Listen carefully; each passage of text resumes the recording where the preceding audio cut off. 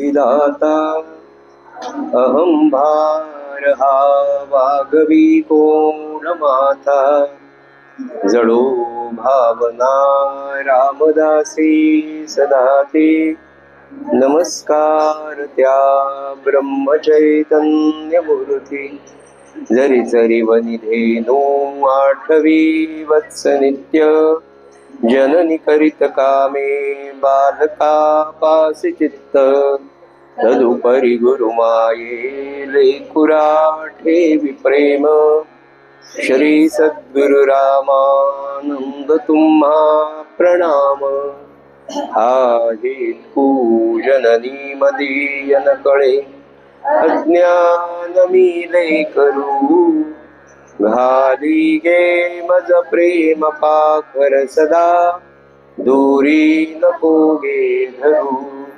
प्रेमे बागत मुक्त कंठ करुनी नाही तुझे बंधन प्रल्हादा गुरुराजया नित तुम्हा माझे असो वंदन येषां चरण सान्निध्यात् भयमुक्तो भ्रमाम्यहम् ज्ञानाप्तये तु तान् वन्दे यज्ञेशां गुरुनायकान् अधिष्ठान जेते प्रतिष्ठान देखा तिथे जन्मला तो गुणातीत एका दयाचे निनामे चुके जन्म विथा नमस्कार माझा सद्गुरु एकनाथा अनंत कोटी ब्रह्मांड नायक राजा अधिराज सच्चिदानंद सद्गुरु श्री ब्रह्म चैतन्य रामानंद प्रल्हाद महाराज की जय जय रघुवीर समर्थ श्री राम समर्थ श्रोता वक्ता श्री राम समर्थ। श्री चैतन्य उपासना मंडळ नांदेडच्या 2026 सालामधल्या या 23व्या नामस्मरण चातुर्मासामध्ये नित्याच्या सद्ग्रंथ वाचन सेवेमध्ये श्रीमद भागवतातल्या एकादश स्कंदावर शांतीब्रह्म श्री एकनाथ महाराज यांनी निरूपित केलेलं जे एकनाथी भागवत आहे त्या भागवतातल्या 10व्या अध्यायामधल्या साधारण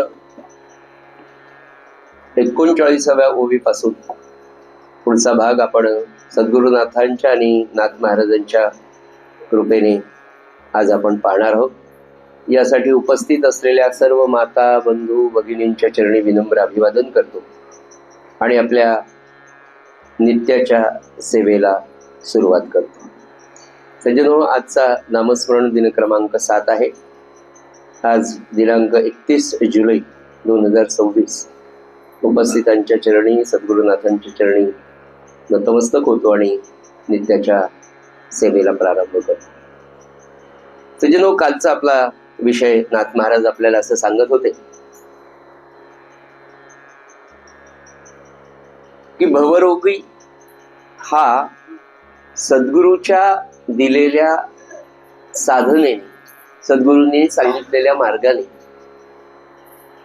ब्रह्मज्ञानी किंवा मी ब्रह्म आहे याची जाणीव होईपर्यंतची जी अवस्था आहे, आणि नाथ महाराज स्वतः सांगतात, शब्देवर सांगतात की हे सगळं जे आहे ना हे मला फक्त गुरु कृपेने साधलं म्हणाले।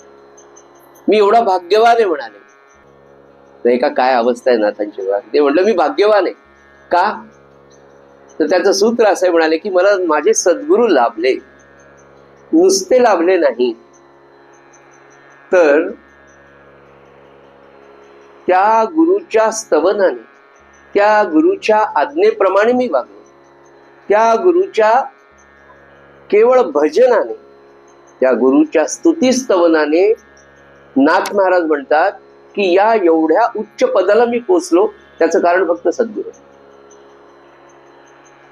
मी पुन्हा पुन्हा नम्रतेने सांगतो की हे सगळं आपल्यासाठी फार आदर्श आहे। इतकी वर्ष झाली, खरंच आपल्या मनात हा भाव कधी निर्माण होतो का? खरं सांगा. आणि हे सगळं सांगत असताना मी माझी आत्मानुभूती सांगतो बरं का, या बाबतीत प्रापंचिक आत्मानुभूती सांगतो. लाभुनी तव संगती, आगाशे काका म्हणतो, एवढा मोठा महान ब्रह्मचारी दत्त स्वरूप, अनेकांना आगाशे काकांचं दर्शन स्वामी समर्थांच्या रूपामध्ये झालेलं, आणि ते आपल्या सद्गुरूंविषयी म्हणजे नाना महाराज तराणीकरांविषयीचं त्यांचं जे पद आहे त्याच्यात पहिल्याच कडव्यात म्हणतात की लाभुनी तव संगती मन धावते चहूकड. इतके वर्ष झाले तुझी संगती लाभली तरी पण माझ्यात बदल नाही, असं सत्पुरुष संत महात्मा सांगतो. तेव्हा खरोखर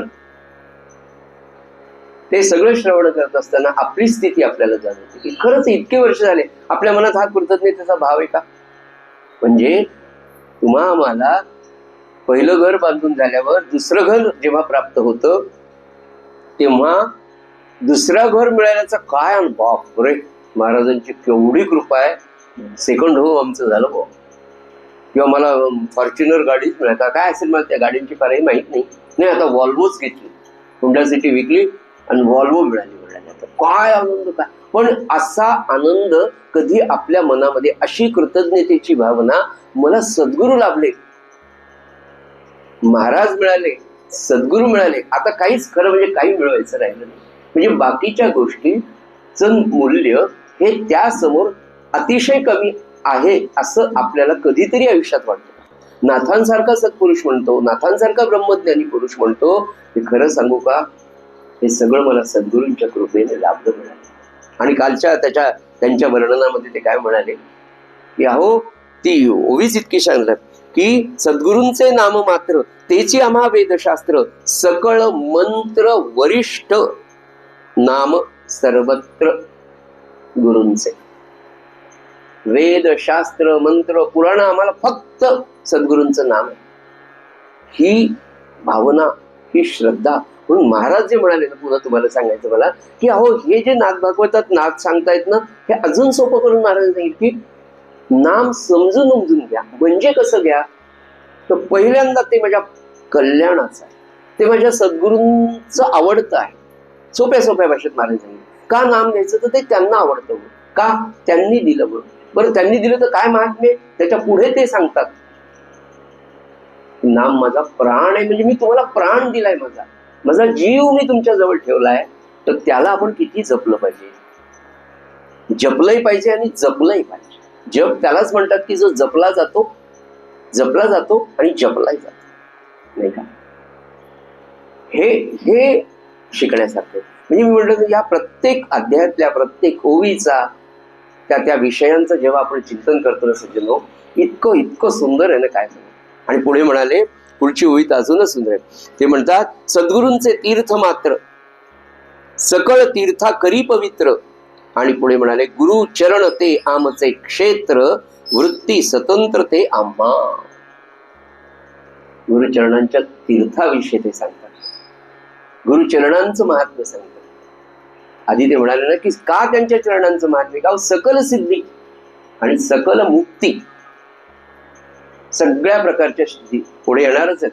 8 प्रकारच्या सिद्धी, अरिमा गरिमा या अशा पुढे तो विषय येणार.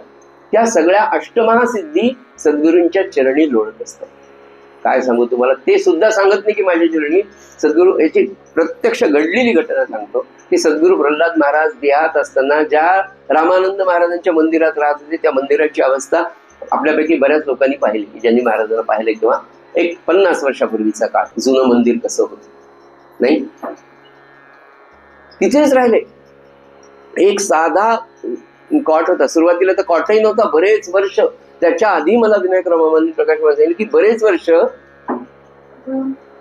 गादी नव्हती. गादी आपण 13-14 हजाराच्या गाद्या तयार करून 6 बाय 6ची, नाही चांगलं जरा डेन्सिटी जास्त असलेले फोम घ्या बाबा, 6 बाय 6 13,000. हो चल, ज्या सद्गुरूंच्या भरोशावर आपण एवढे घर बांधतो, एवढ्या गाद्यावर झोपतो, तो माझा सद्गुरू आयुष्यभर कितीतरी दिवस पलंग नव्हता, किती तो मिळाला तर लावायचा लोखंडाचा होता. मग काही शिष्यांना अगदी शेवटच्या काळामध्ये चांगला लाकडी पलंग करून दिला. महाराजांना मऊ गादी पाहिजे म्हणून त्याला त्या एका कोणत्या तरी भक्ताला रामाने बुद्धी दिली. यांनी मागितले साधी घोंगडी, 4 पदरी घोंगडी टाकायची, त्याच्यावर जाड एखादी बेडशीट किंवा उपरणं किंवा जुनं एखादं धोतर, आणि त्याच्यावर असा हात घेऊन ब्रह्मानंदामध्ये कायम लीन असलेल्या काय घोंगडी काय गादी काय किंवा ते समर्थ सद्गुरू प्रल्हाद महाराज सांगायचे की रामानंद महाराजांच्या चरणी अष्टमहासिद्धी आहे असं ते सांगायचे. स्वतःच्या पायी सांगायचे, सांगितलंच नाही मी नाहीच. ते म्हणाले त्या माझ्या सद्गुरूंच्या चरणांचं महात्म्य मी काय सांगतो. संजय की चरण कमल आठवणं कायम कायम लक्षात ठेवा, आणि मानस पूजेसाठी सद्गुरूंच्या चरण कमलांचा आठव म्हणून आपल्याकडचं अधिष्ठान इतकं सुंदर पाहिजे की त्याच्यात चरण कमल आपल्याला स्पष्ट दिसतील आणि नित्य त्याचा अभ्यास करावा. कसे सद्गुरूंचे चरण कमल, सद्गुरू मानस पूजे करताना तुम्हाला महाराज पूर्ण दिसेल, चेहरा दिसेल त्यांचं, ते काय जसा पोशाख असेल तुमच्या मनामध्ये किंवा जे अधिष्ठान तुमच्या समोर असेल ते तेव्हा एक गोष्ट लक्षात येते की नाथ महाराज सुद्धा सांगतात की त्यांच्या चरणांचं फार महत्व, आणि चरणांचं का महात्म्य आहे ते म्हणाले त्या चरणांच्या जवळ 4ही मुक्ती लोळतात. 4ही मुक्ती त्यांच्या चरणांच्या जवळ आहे, आणि ती मुक्ती याची देही याची डोळा तुम्हा आम्हाला ते उपभोगायला देतात. फक्त महाराज एकच म्हणाले, पुन्हा नंबर पडे सांगतो की मी सांगितल्याप्रमाणे जो वागेल ना, तर त्याचा हात मी रामाच्या हातात दिल्याशिवाय राहणार नाही, एवढं आश्वासन महाराजांचं आहे. म्हणून नाथ महाराजांसारखा सत्पुरुष, म्हणून आपल्या सद्गुरूंचं महात्म्य कळायला आपल्याला काहीतरी नवीन अजून ग्रंथांचं वाचन, नवीन ग्रंथ म्हणजे आपल्यासाठी नवीन ग्रंथ तेच आहे, अजूनच आपणच कधी वाचले नाही तितक्या वर्ष. तेव्हा ते म्हणतात की माझ्या गुरुचरणांचं त्या तीर्थाचं महात्म्य इतकं आहे. आपल्याला ती कथा सगळ्यांनाच माहिती की शेवटी गंगा जेव्हा इथे भगीरथांनी आणण्याचा प्रयत्न केला आणि ती गंगा पृथ्वीवर यायचं ठरलं, मग ते बाकीची कथा तुम्हाला माहिती, कोणी धारण करायची का, तिचा वेग, तिचा हे सगळं कोण सहन करणार. मग ही सगळी मंडळी त्यांच्याकडे गेली, भगवान शंकराकडे. भगवान शंकर म्हणले मी तिला धारण करतो, कारण ती एकदम वरून जेव्हा फोर्स येणार आहे तिचा तो आवेग सहन करायची शक्ती कोणातच नव्हती. मग भगवान म्हणले मी तिला माझ्या मस्तकावर धारण करतो वगैरे, ते सगळं झालं. मग ती म्हणाली मी शंकराच्या मस्तकातून येईल, प्रवाहित व्हायला सुरुवात करेल, सगळं आहे. पण म्हणले गंगा आल्यानंतर गंगेच्या पर्व काळाला किंवा अमावस्येला लोक स्नानाला जाणारच, आणि तुम्ही तर अभिवचन दिलं की गंगेत एकदा स्नान केलं की सगळी पापं मुक्त होतात. पण ही खरी भावना असेल तरच होतात.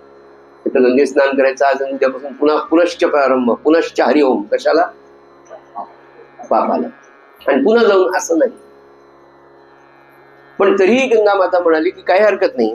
तिने भगवंतालाच विचारलं की आता काय करायचं, की हे सगळे येऊन माझ्या स्नान करायला मी गडून, मला पावित्र्य माझं टिकण्यासाठी काय करावं. किती चांगली हे असेल तरी वॉशिंग मशीन जरी असेल तिला सर्व्हिसिंग करावंच लागते ना.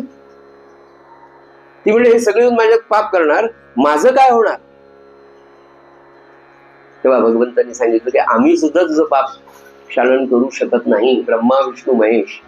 पण म्हणाले संत महात्मा जेव्हा येतो 9व्या अध्यायामध्ये, 8व्या अध्यायामध्ये आपण ते पाहिलं, 7व्या अध्यायामध्ये, 8व्या अध्यायामध्ये हा विषय आलेला आहे की परमात्मापेक्षाही संत सद्गुरू श्रेष्ठ आहे असं परमात्मा मानतो.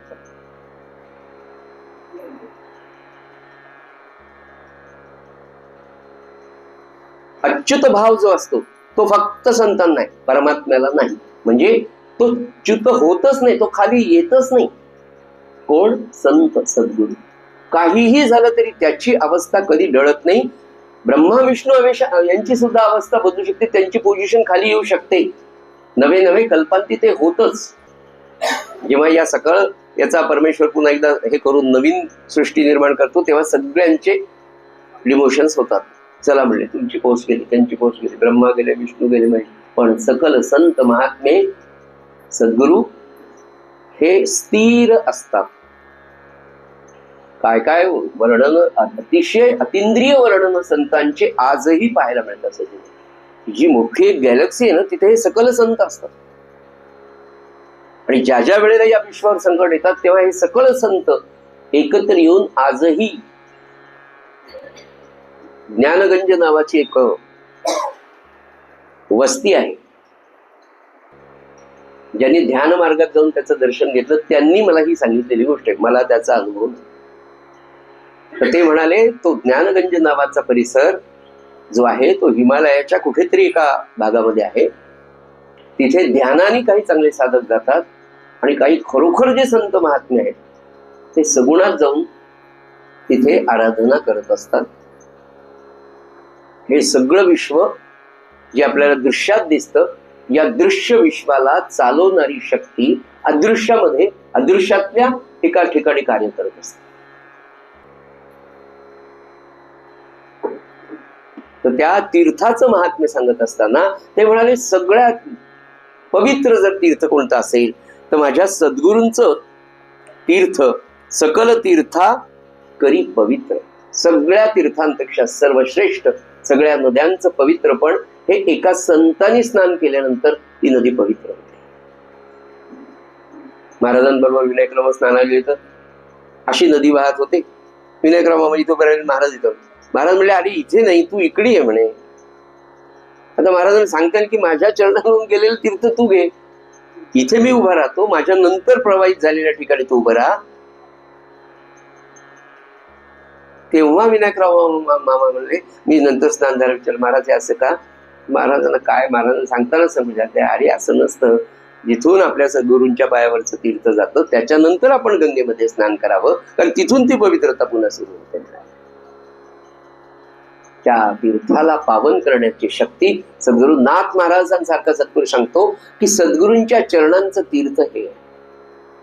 म्हणून नित्य मानस पूजेमध्ये पहिली गोष्ट आपण कायम करावी की सगळी पूजा झाल्यानंतर छानपैकी मस्त आपल्या सद्गुरूंच्या चरण तीर्थांचं सेवन करावं.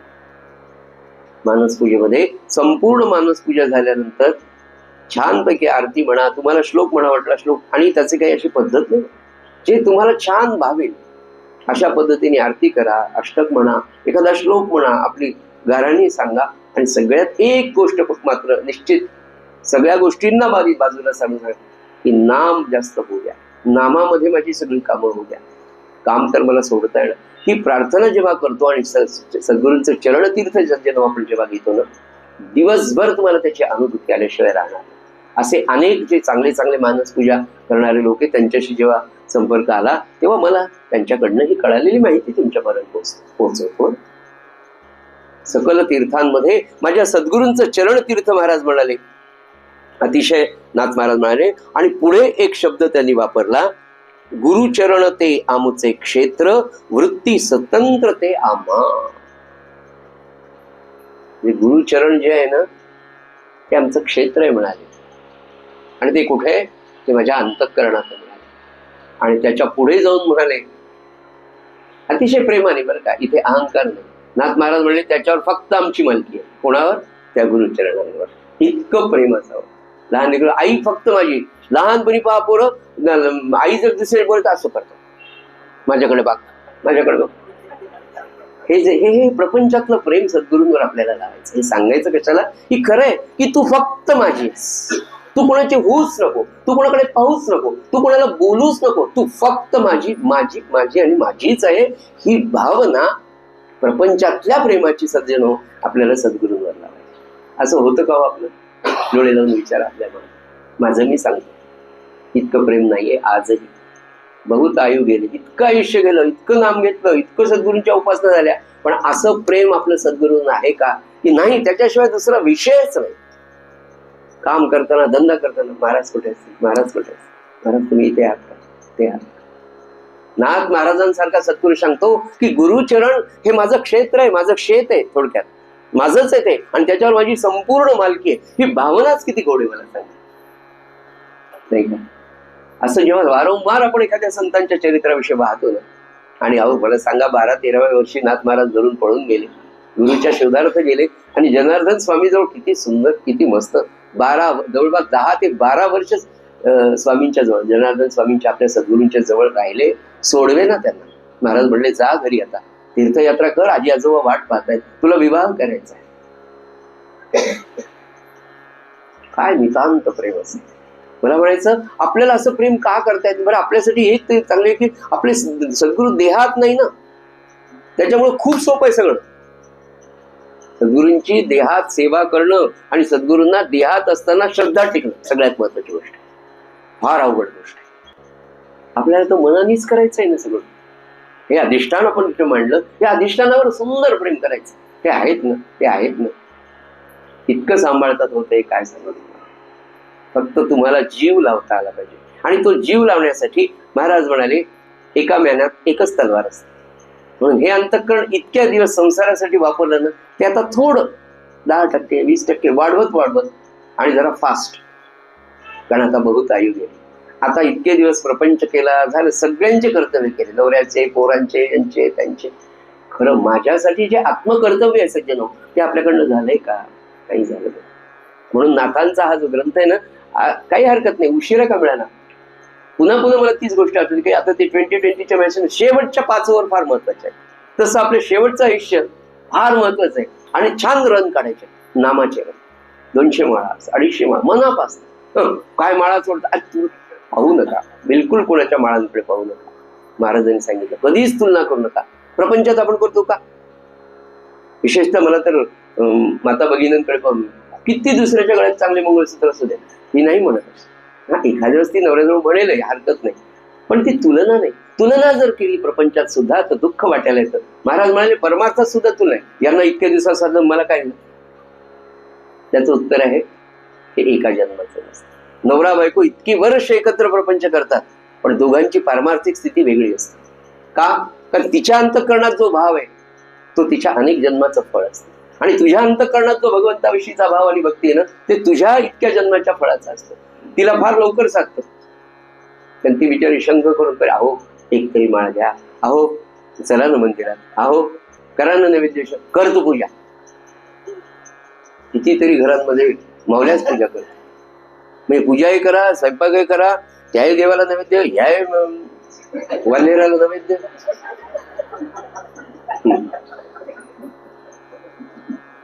विदर्भात एक विनोद म्हणून सांगतो. वटपौर्णिमा होती, विदर्भात नाही. वटपौर्णिमेची पूजा बिचारी श्रद्धेने करून आहे. याचं स्टेटस याला माहित होतं आणि तिला ते याचं खरं स्टेटस माहित होतं. बरं, ती बिचारी एवढं करून हा असं असून सुद्धा त्यांनी बिचारी जाऊन पूजा करून आली.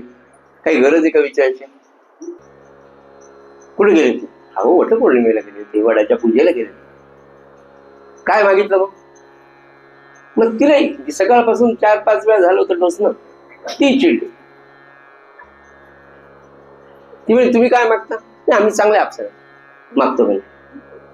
ती म्हणले मी देवाला म्हटले कोणाला काय अप्सरा मिळायचे मिळू द्या, माझ्या वाट्याला हे वांदेर पुन्हा येऊ दे. त्या समाधान तुमचं म्हणे. विदर्भातले आपली मराठवाड्यात म्हणून काय बरं आहे. संतांच्या भूमीत देगलूरचे बघ, बिंडा महाराज देगलूर, बिंडा महाराज. त्याच्यातही भाग्य की चंद्रशेखर महाराजांच्या वर्गामध्ये शिकायला मिळालं, 1ली ते 4थी. केवढं भाग्य. परिणाम होतो. संतांची दृष्टी आपल्याला कळत नसते, पण त्यांची दृष्टी जेव्हा या देहावर, या जीवावर पडते ना, ती कशी काम करते श्रीराम आपल्याला कळत नसतं, पण संतांना ते कळत असतं. आणि त्यांच्या कृपा दृष्टी, एक दृष्टी मी म्हटलं तुम्हाला की ते मशालीचं उदाहरण फारच होतं. म्हणून नाथ महाराज सांगतात की काय सांगू मी तुम्हाला, की ते जे चरण कमल आहे ना, ती माझी मालकी आहे सज्जन.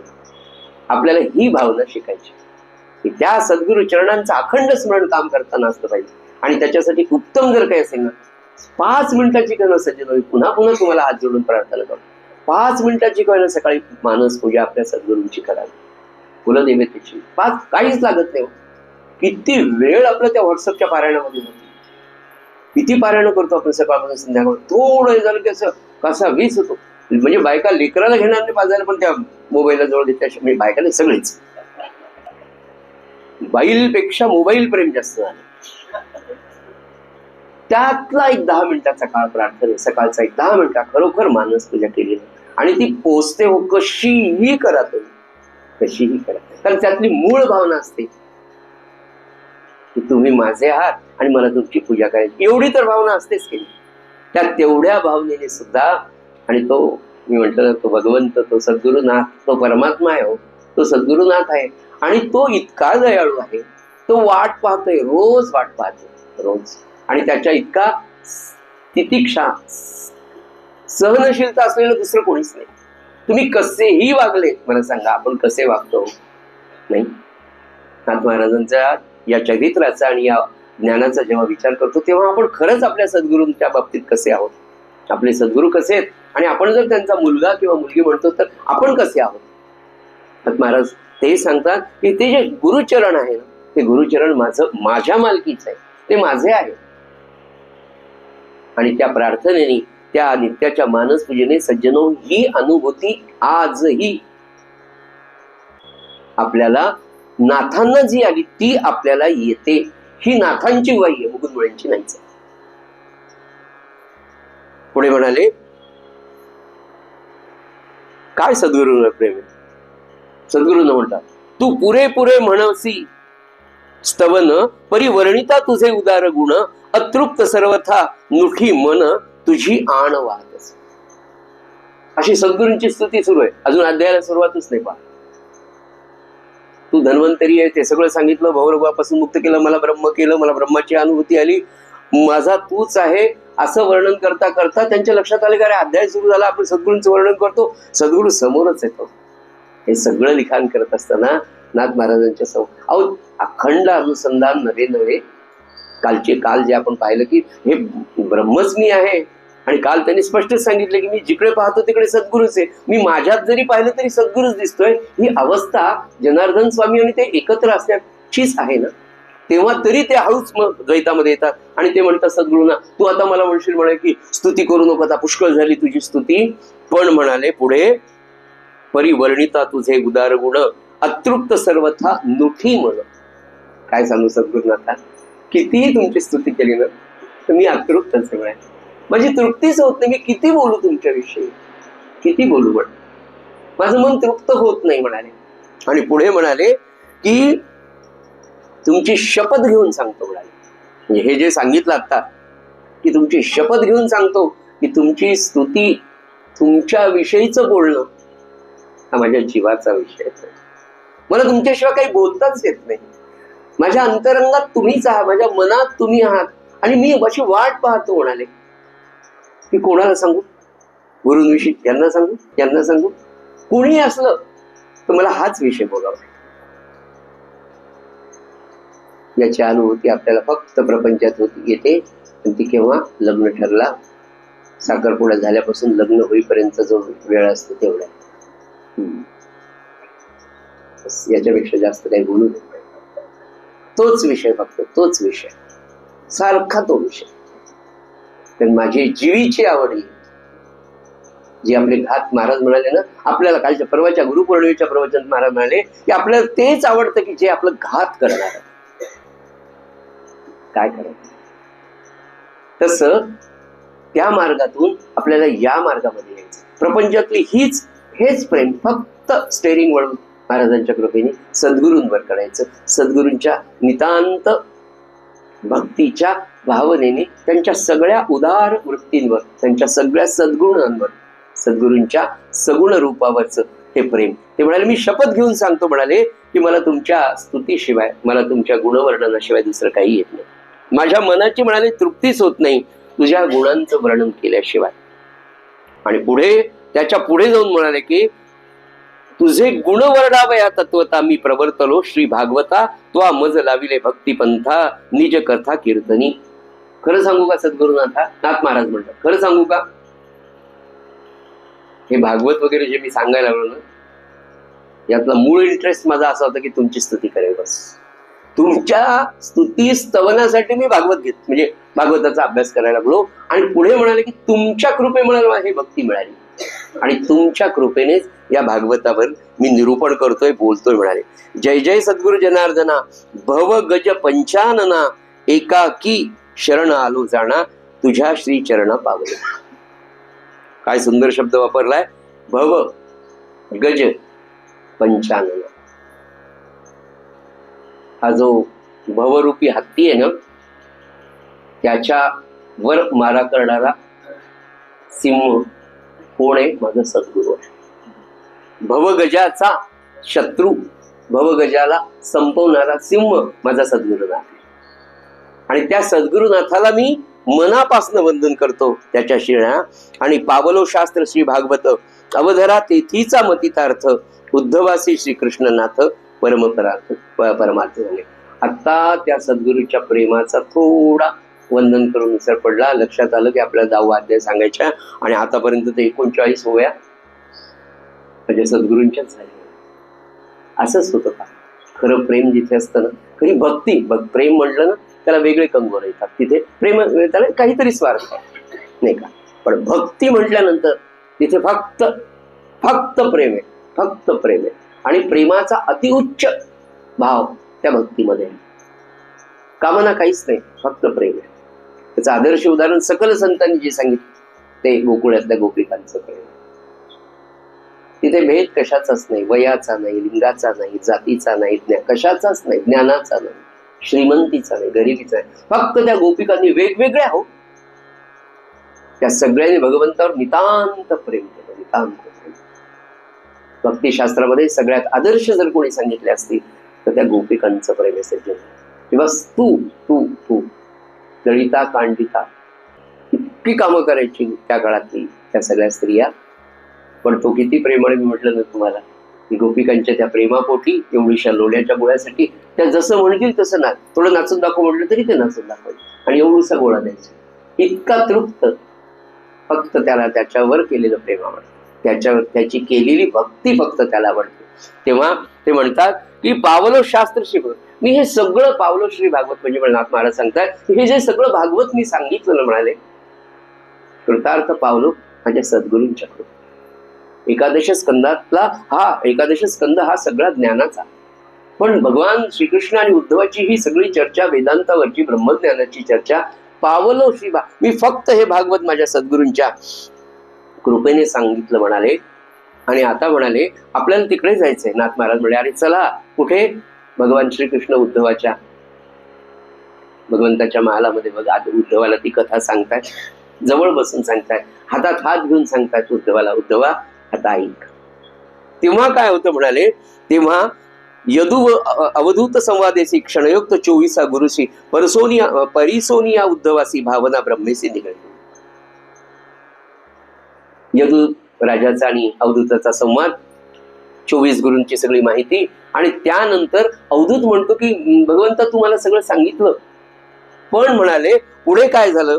तो म्हणतो ब्रह्म सर्वगत सत्य होय, मज सबाह्य कोंदले आहे, तेची मज ठाऊक नोहे, कोण उपाय करावा, ऐसी उद्धवाची चिंता, कळो सरली कृष्णनाथा, तोची उपाव सर्वथा होय सांगता अविरोधी. नाथ महाराज म्हणाले चला आपल्याला तिथे जायचं द्वारकेला. द्वारकेमध्ये त्यांचा संवाद सुरू आहे आणि उद्धवाची काय चर्चा आहे. तो उद्धव म्हणाला भगवंत तुम्हाला सगळं ते यदूंचा संवाद सांगितला, 24 गुरु सांगितले, मला ते सगळं कळालं. त्याच्यातून माझ्या ही गोष्ट लक्षात आली की ब्रह्म हे सर्व व्यापक आहे, चराचरामध्ये भरलेलं आहे. आणि तेच ब्रह्म अवधूत सांगतायत, माफ करा, उद्धव म्हणतायत भगवंताला की भगवंता हे इथपर्यंत मला कळलंय की माझ्यातही ते ब्रह्म आहे, चराचरातही ब्रह्म आहे. पण उद्धव म्हणतात की मला ते का कळत नाही, मग मला का समजत नाहीये. आणि ही सगळी त्याची चिंता पाहिल्यावर प्रेमाने भगवान गोपालकृष्ण त्याच्या पाठीवरून हात फिरवतात, ना हातात हात घेतात. आणि उद्धवा कळली रे मला तुझी कल्पना, तू सांगायच्या आधीच तुझ्या डोळ्यातनं मला कळालं, तुझं कुठे अडकलंय मला कळलंय, तुझा प्रश्न कुठे अडकलाय मला कळालं. थांब म्हणाले अविरोध हे. आणि अतिशय प्रेमाने भगवान गोपालकृष्ण पुढचा विषय त्याला सांगायला सुरुवात करतात.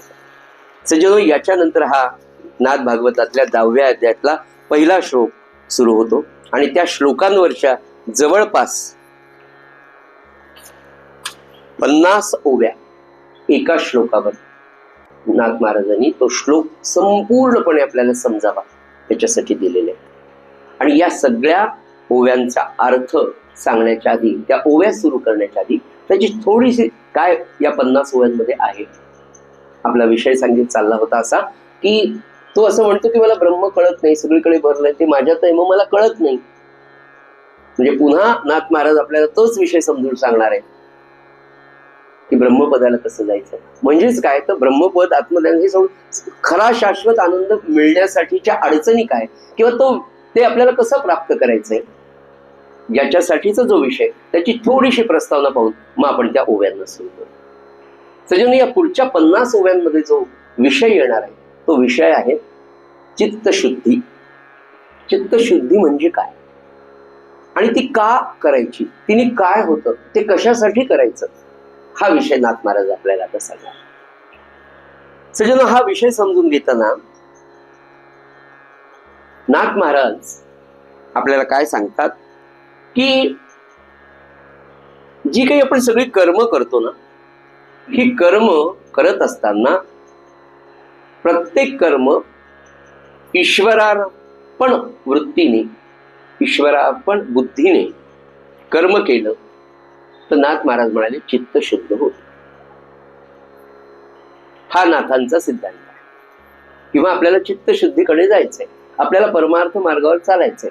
परमार्थ मार्गावर आपल्याला का चालायचंय तर आपल्या आयुष्याचं ध्येय ते. आता आपण इथे जेवढी मंडळी जमलेली आहोत या सगळ्यांचा विषय किंवा आपल्या सगळ्यांचं ध्येय एकच आहे की आपल्याला तो शाश्वत आनंद, तो भगवंत मिळवायचा. म्हणजे आपण सगळे त्या अध्यात्म मार्गावरचे, परमार्थ मार्गावरचे सगळे वाटसरू एकत्र आलेलो आहोत. आणि महाराज आपल्याला हा विषय समजून सांगतात. कोणता? नाथांचा. मग या मार्गावर चालताना पहिली गोष्ट म्हणाले, पुन्हा एकदा थोडस मागे सोप्या भाषेत महाराजांचे सांगतो. महाराज म्हणाले नाम समजून उमजून घ्यावं. आपण नाम घेतोय पण आता समजून उमजून घ्या म्हणजे काय, तो विषय इथे आलेला आहे. समजून उमजून नाम घेणं म्हणजे महाराजांच्या भाषेत पटकन मी करता संपून टाका, राम करता का. मग राम करता आपलं का होत नाही, का होत नाही आपलं राम करता, त्याच्यासाठी चित्तशुद्धीचा मार्ग सांगितला. मग आता चित्तशुद्धी म्हणजे काय इथपासून आपण सुरुवात करू. तर अगदी सोपं नाथ महाराज सांगितलं की कोणतंही कर्म ईश्वराला अर्पण करण्याच्या बुद्धीने, या वृत्तीने जर आपण केलं तर चित्त शुद्ध होतं म्हणाले. बर, मग दुसरं, आपलं का शुद्ध नाही, आपलं का शुद्ध नाही तर त्याचा अर्थ आहे आनंदरूप भगवंताला सोडून आपलं मन कायम हे दृश्य विश्वामध्ये असतं. मी म्हटलं तुम्हाला की आपल्या सगळ्यांच्या अवस्था, जपाला बसलं तोपर्यंत छान आहे, पूजेला बसलं तर छान आहे, व्रतवैकल्याच्या विधीला बसलं तोपर्यंत पण छान. इथे एखादी भागवत कथा आपण ऐकतो ते 2-3 तास आनंदात असतं. ते झालं की लगेच दृश्य विश्व आपल्याला आकर्षित करतं नवे नवे. त्या कर्तव्य कर्म आपण त्याला म्हणतो, प्रपंचाची कर्म म्हणतो. आणि तिकडे मुळात आनंद रूप असलेल्या भगवंताला सोडून जे जे आपण करतो ते सगळं दुःखाला कारण होतं. मुळातच आपली प्रवृत्ती ही दृश्य विश्वाकडे धावणारी आहे, बाहेर धावणारी आहे. तेव्हा आनंदरूप भगवंताला सोडून मन जेव्हा दृश्य वस्तूंकडे वळतं तेव्हा त्या मनाचं खरं शुद्ध स्वरूप हे लोप पावतं. बघा तुम्ही, आता इथे आपण इतक्या सात्विक वृत्तीने, इतक्या सात्विक मनाने बसलेलो आहोत आणि घरी जाऊन फोन येऊ द्या, अगं भाचीचं लग्न ठरलं, उद्या साड्या आणायला जायचं. किंवा आमच्यासारख्या म्हणजे का उद्या अशी प्लॉटची खरेदी तुम्हाला यावंच लागतं मामा.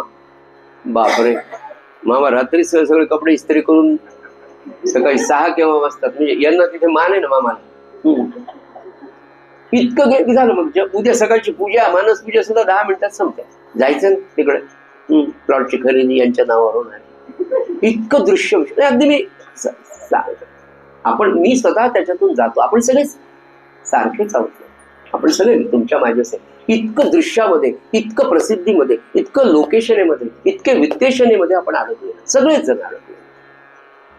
आणि तेच तुम्ही जेव्हा एखाद्या सत्संगामध्ये असतात, नामाला बसलेले असतात, एखाद्या अनुष्ठानाला बसले असतात, तेव्हा ठरवता की नाही मला हे बाजूला करायचं नाही. मी 7 दिवस आता पारायणात आहेत ना, मी काही करणार नाही, मी शुद्ध आचरण करणार, मी बाहेरचं खाणार नाही.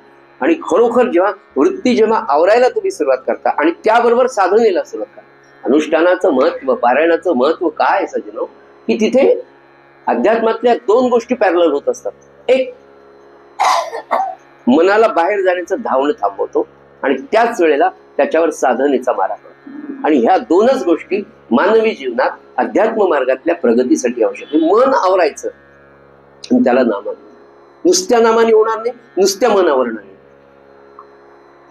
विषय असा चालू आहे की आनंद रूप आपण जे आहोत त्या आनंद रूप भगवंताला, मूळ स्वरूप आपलं आहे पण भगवंत, की मूळ आनंद रूप भगवंताला जेव्हा मन आपलं जेव्हा दृश्य वस्तूंकडे जातं तेव्हा ते भगवंताला विसरतं. भगवंताला विसरणं म्हणजे काय सज्जन सांगू का?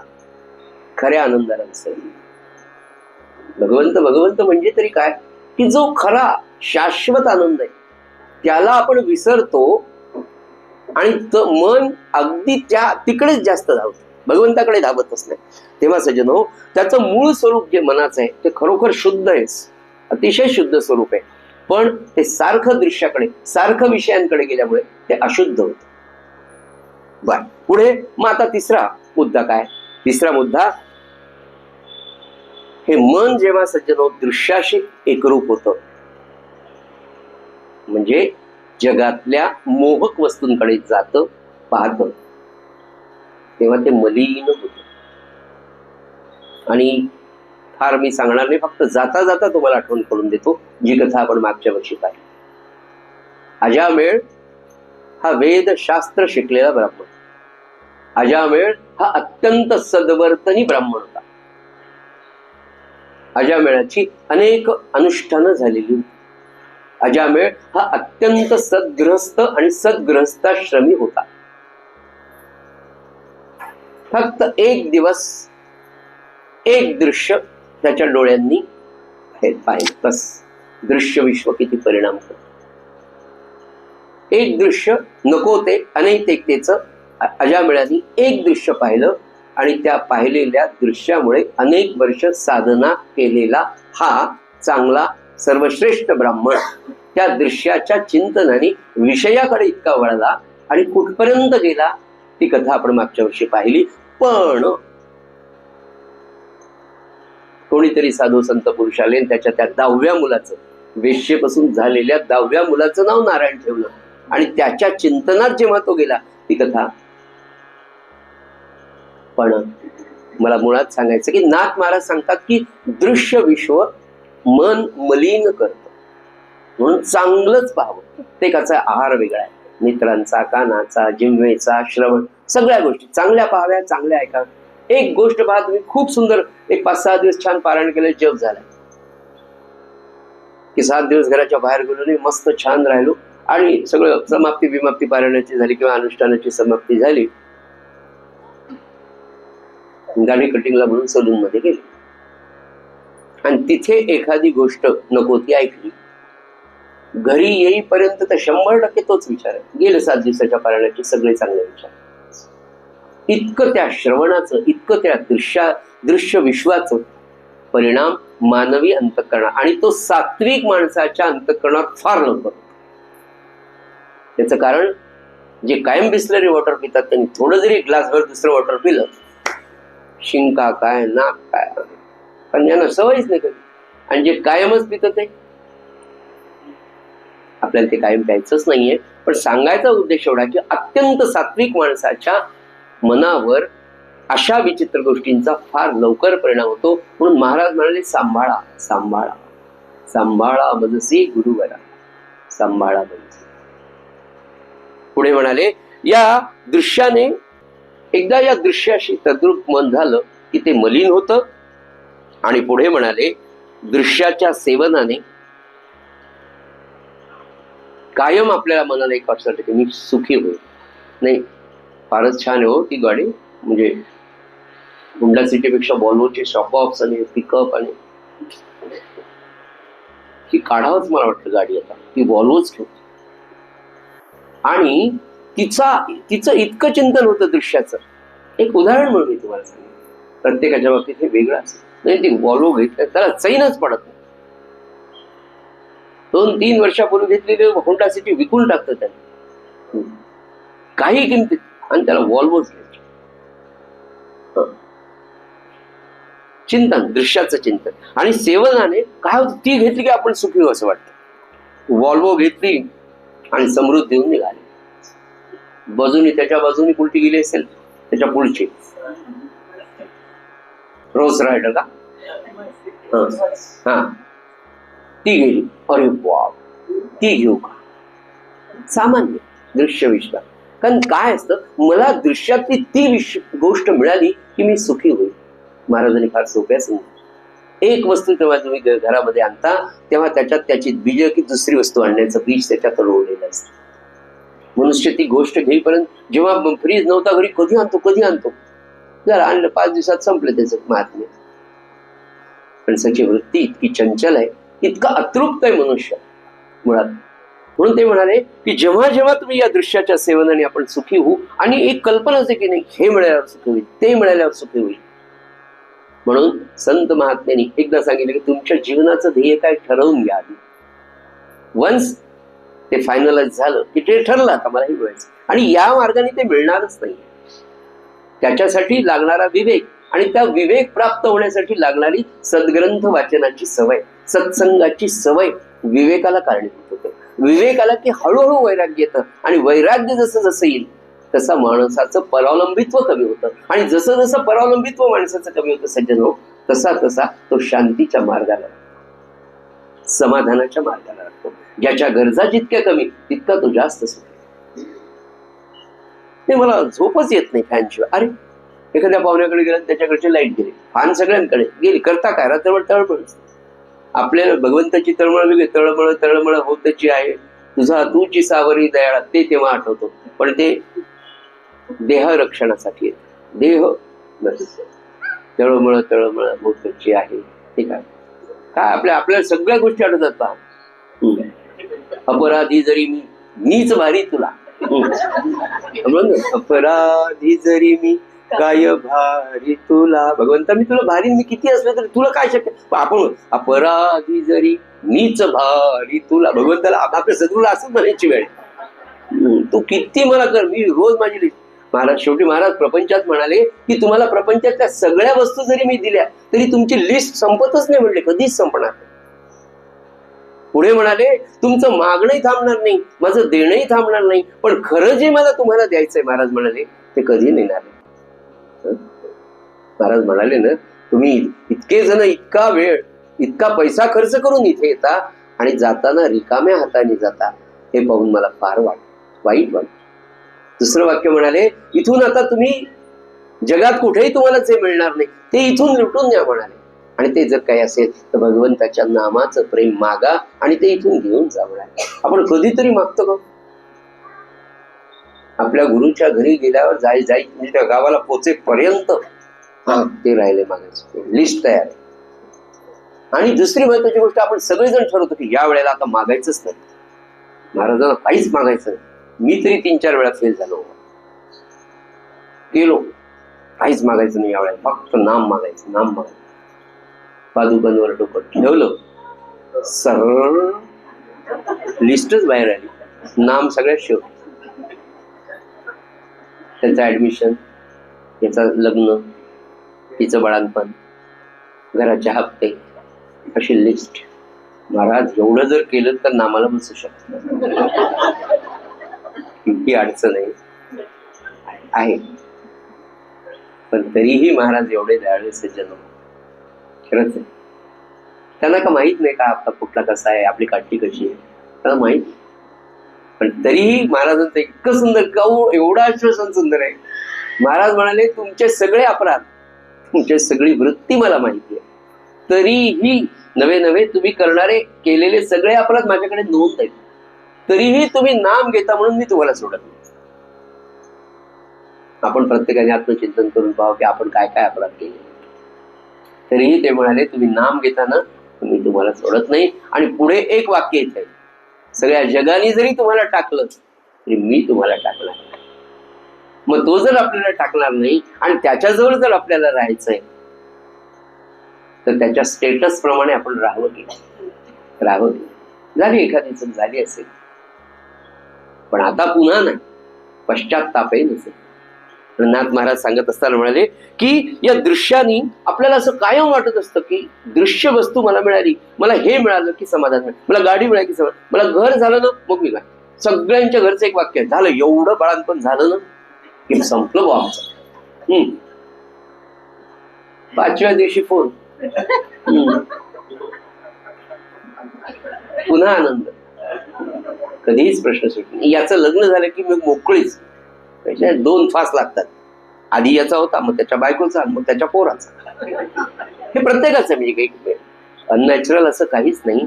सज्जन हो, महाराज म्हणाले तुम्हाला यातनं बाहेर पडायचं. पुढे पुढे नाथ महाराज फार सुंदर सांगतात. आता हे आधी आठवून घेऊ आपण.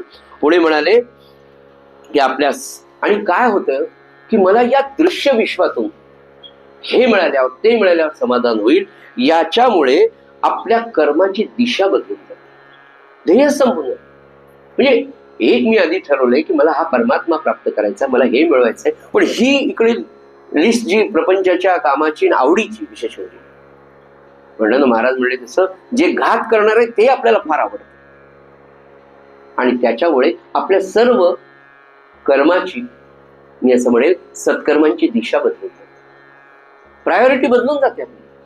आपण प्राधान्य काही पाहत नाही. कोणताही प्रॉब्लेम आला, समजा आज घरी जाऊन गेल्यावर फोन आला की उद्या सकाळी आमके आमके गेलेत आणि लातूरला जायचंय तुम्हाला. बापरे, अगं पूजा तू कर, जप राहिला, संध्या राहिली, अन्निक राहिलं, पहिला फाटा आपल्याकडे लग्नाचा असो, लग्नाला जायचा असो किंवा काही आम्हाला, पहिला फाटा आपण देतो आपल्या उपासनेला, आपल्या पूजेला, आपल्या संध्येला, आपल्या नित्यनैमित्तिक अन्निकाला आपण फाटा देतो पहिलं. नको आता ते नको.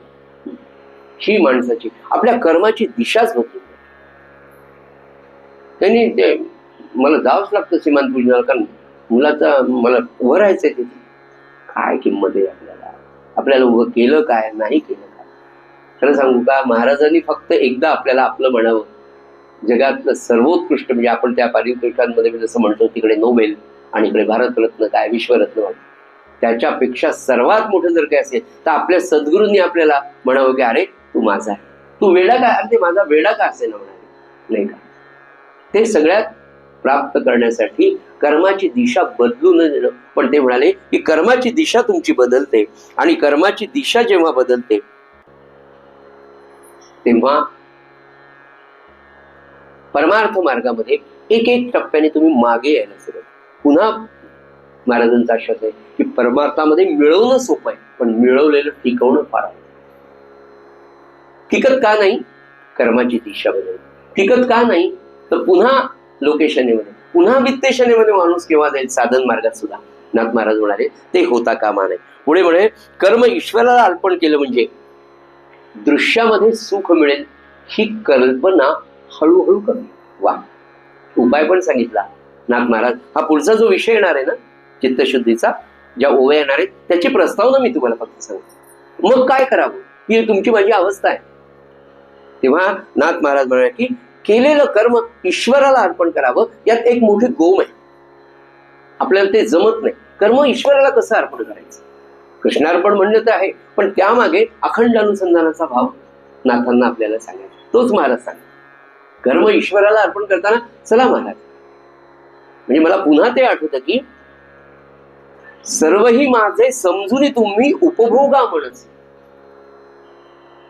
समर्थांचं चरित्र रामानंद महाराज की त्या उत्तमराव देशमुखांनी त्या काळी 1926-27 साली 500 एकर जमीन त्यांच्याकडे होती. ब्रिटिशांचा काळ होता. अतिशय विद्वान असलेले उत्तमराव देशमुख त्या काळात BA-BT झालेले होते. ब्रिटिशांच्या काळात बुलढाणा जिल्ह्याचा जिल्हाधिकारी जो होता तो ब्रिटिश अधिकारी होता, आणि त्या ब्रिटिश अधिकाऱ्यांनी एक डिस्ट्रिक्ट लेवलची कमिटी स्थापन केली होती. त्या कमिटीचे जे सदस्य होते 5, त्यातले एकच उत्तमराव देशमुखांसाठी जे इंग्रजीमध्ये त्या जिल्हाधिकाऱ्यांशी बोलत होते. एवढी विद्वत्ता उत्तमराव देशमुखांची होती. 500 एकरचा मालक असलेला माणूस महाराजांच्या जवळ सांगलीला होता. तेव्हा रामानंद महाराजांच्या प्रेमापोटी, श्रद्धेपोटी महाराज म्हणाले आता घरी जाऊ. ते म्हणजे मला घरी जाऊ वाटत नाही, सगुणाला सोडून मी जाणार नाही म्हणाले. ते म्हणले असं नाही, तुझी इस्टेट आहे, अमकं आहे तमकं नाही. म्हणजे मी तुम्हाला दान केले. उत्तमराव देशमुख म्हणतात रामानंद महाराजांना ही सगळी तुमच्या चरणी दान केली. रामानंद महाराज म्हणे नुसतं म्हणलेली होत नसणं, चल म्हणे कृष्णा नदी. चला म्हणे. महाराजांनी स्नान केलं, उत्तमराव देशमुखांनी स्नान केलं, राजाभाऊ त्यांच्या बरोबर ते राजाभाऊंनी स्नान केलं. घ्या म्हणले हातात पाणी रामानंद महाराज. उत्तमरावांची निष्ठा प्रेम महाराज घेतलं पाणी. सांग म्हणे आता कृष्णा नदीत असं पाणी घेतलं, सोड म्हणे सगळी इस्टेट तुला दिली. ते म्हणजे माझी सगळी स्थावर जंगम इस्टेट माझ्या देहासहित मी सद्गुरूंच्या चरणी अर्पण करत आहे. गंगेमध्ये गंगेतलं घेतलेलं पाणी सोडून दिलं. रामानंद महाराजला गंगेमध्येच नमस्कार केला. रामानंद महाराज म्हणाले आता ही इस्टेट कोणाची झाली? तेवढी तुमची.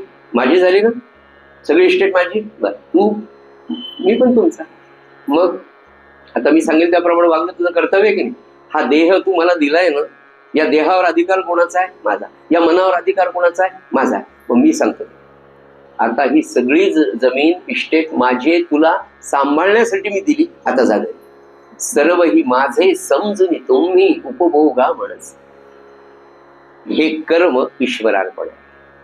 हे तुम्हाला मला सज्जनो शिकायचं की महाराज सकाळी उठल्या पहिलं महाराज दिवसभर नामात जाऊ द्या, पहिली मागणी करा, म्हणजे सगळे कामं सोपे होतात.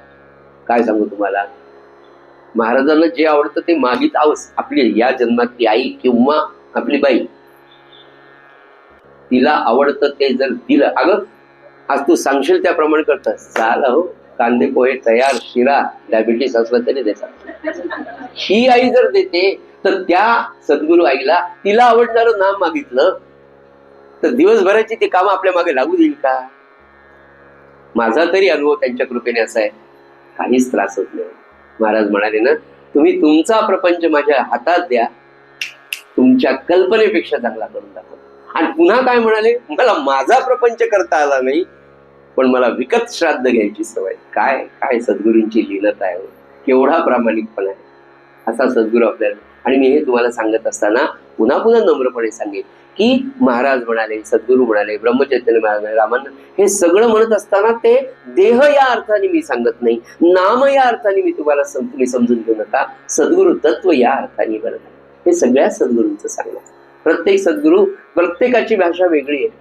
त्याच्या समोर येण्याला समाज, त्याच्या समोर येण्याला शिष्य, त्याची पात्रता वेगळी आहे, म्हणून ते त्या त्या भाषेत सांगतात. अरे भिऊ नको, मी तुझ्या पाठीशी. महाराज म्हणे तुम्ही नाम घ्या, बाकीचे सर्व मी करतो. सगळ्यांचा अर्थ सारखाच आहे. ते म्हणाले ना, अरे तुमची जबाबदारी मी घेतली. तेव्हा कर्म ईश्वराला अर्पण करा, म्हणजे दृश्यामध्ये सुख मिळेल ही कल्पना हळूहळू नाहीशी होते. आता हे कर्म ईश्वराला अर्पण करता म्हणून म्हटलंय, सकाळी उठल्यावर प्रपंच, मानस पूजेत सगळा प्रपंच, देहा सगट, दागिन्यां सगट, एमडीआर सगट आपला त्यांच्या चरणी व्हायला की आपली जबाबदारी. आणि त्यांना सांगायचं की महाराज आता हे करतो, आल्यावर पुन्हा सांगा, तुमची जबाबदारी संपली. लहानपणी आपण जसं वागत होतो ना, आईने सांगितलं तेवढं काम करायचं. भाजी आणले, 10 रुपये दिले, 5 रुपयाची भाजी, 5 रुपये परत, आपण चालले खेळायला. म्हणून महाराज म्हणाले, खेळा ऐसा प्रपंच माना. हे ज्याला जमलं ना सज्जनो, आनंद आहे, प्रपंच परमार्थच होऊन जातो. महाराज म्हणाले, जो माझ्या स्मरणात प्रपंच करतो त्याच्या प्रपंचात मी राहा. आता महाराजांना प्रपंचात राहणं किती कठीण आहे, पण ते म्हणे तू माझं स्मरण करतो ना, मग तुझ्या प्रपंचाची सगळी जबाबदारी मी पाह. काय किती खाली यावं त्यांनी, किती खाली यावं.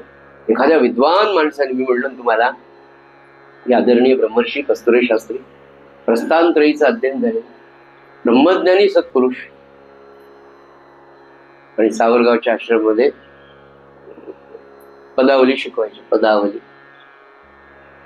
रामो हरी बाबांनी शिकवा, पण नाही म्हणले, आज लक्ष्मण गुरुजी नाही, आमके नाही, त्यांचा पाठ मी घेतो म्हणायचं. काय हे त्या सत्पुरुषाला जसं खाली येणं ना, तसं एवढ्या ब्रह्मज्ञानी पुरुषाला आपल्या प्रपंच, महाराज आता पाणीच संपलं बोरचं, काय करू, म्हणजे टाकतो पाणी. का? चातुर्मास घेतला येईल, तुझी चिंता त्याची, इथं मोठ्याला सांगतो म्हणले, पुन्हा नको खेळ करू, मग आता करावं, याच्यासाठी तर करावं लागेल म्हणले, नाही का? फार फार ब्रीद सांभाळतात, ब्रीद सांभाळतात सज्जनो. हेच तर नाथ महाराजांना आपल्याला हेच सांगायचं की तुम्ही माझं होऊन राहा. उद्धव, कृष्ण, गोपिका, काय किती किती किती सांगावं सज्जनो, तुम्हाला सांगा, त्या प्रेमामध्येच राहून गेल्या. बस फक्त त्यांच्यावर प्रेम करा, त्यांच्यावर भक्ती करा. बस भक्ती प्रेम एकच आहे, आणि ते ज्याला साधलं त्याचा प्रपंच आणि परमार्थ नवे नवे प्रपंच परमार्थच होऊन जातो, सगळं आयुष्य परमार्थ होतं. आपण पाहतो आजही इतके संत आहेत, कसा गृहस्थाश्रम करतात, केवढा मोठा व्याप सांभाळतात आणि किती समाजासाठी करतात.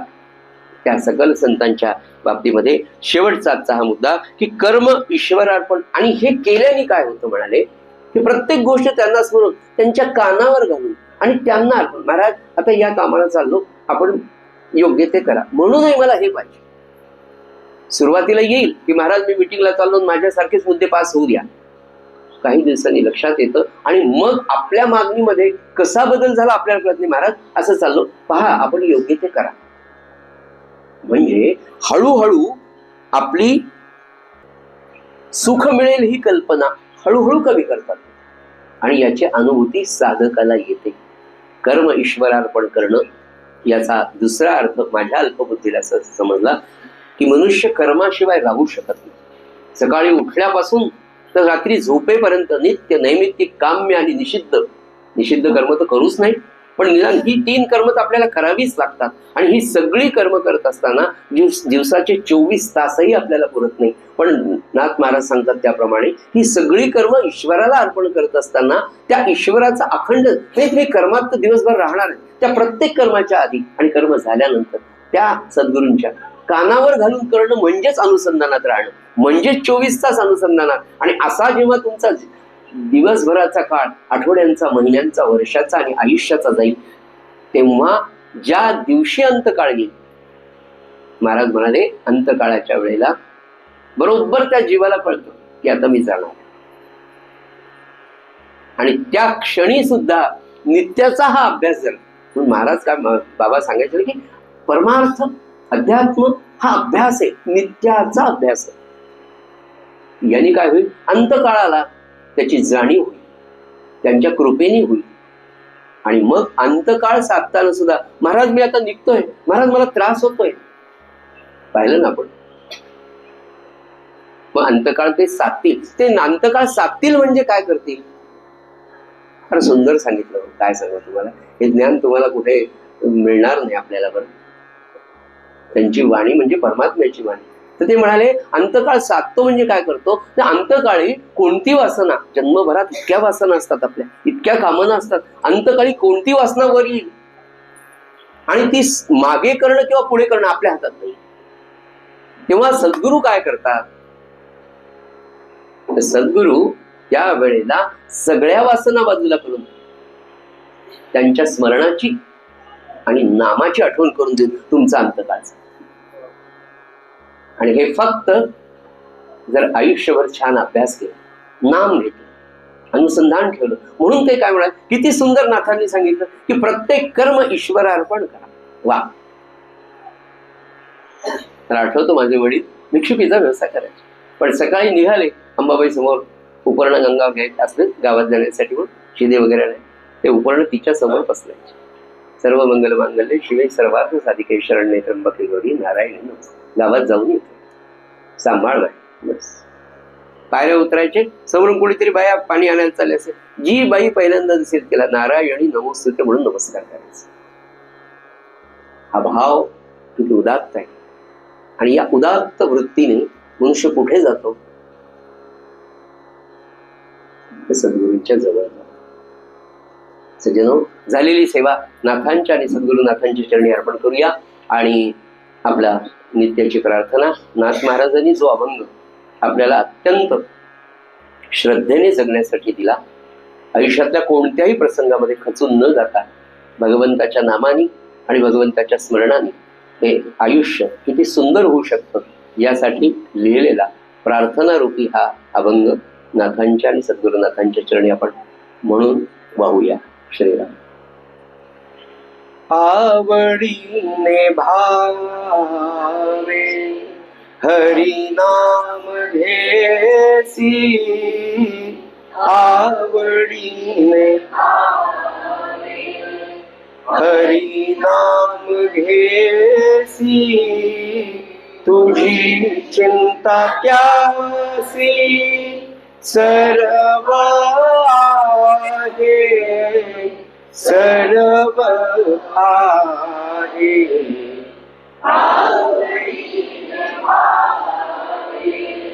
नको खेद करू कोणत्या गोष्टींचा, नको खेद करू कोणत्या गोष्टींचा, पती लक्ष्मीचा जाणतसे,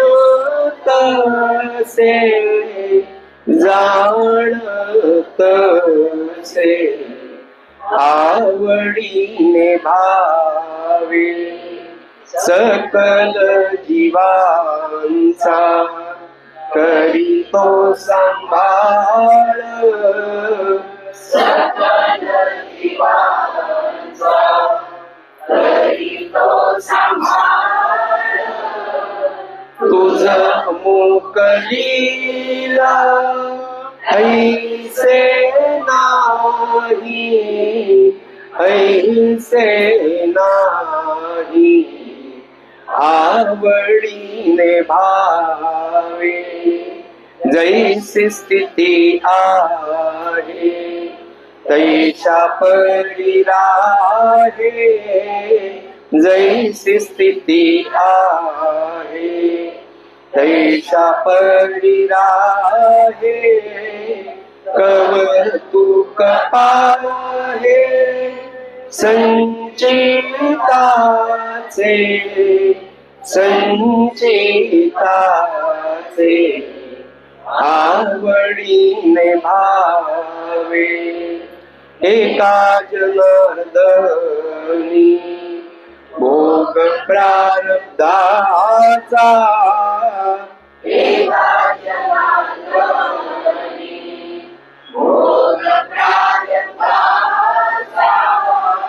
हरी कृपे त्याचा नाश आहे, नाश आहे आवडीने भावे, हरी नाम घेसी तुझी चिंता त्यासी, सर्व आहे सर्व आहे आवडीने भावे, आवडीने भावे, आवडीने भावे.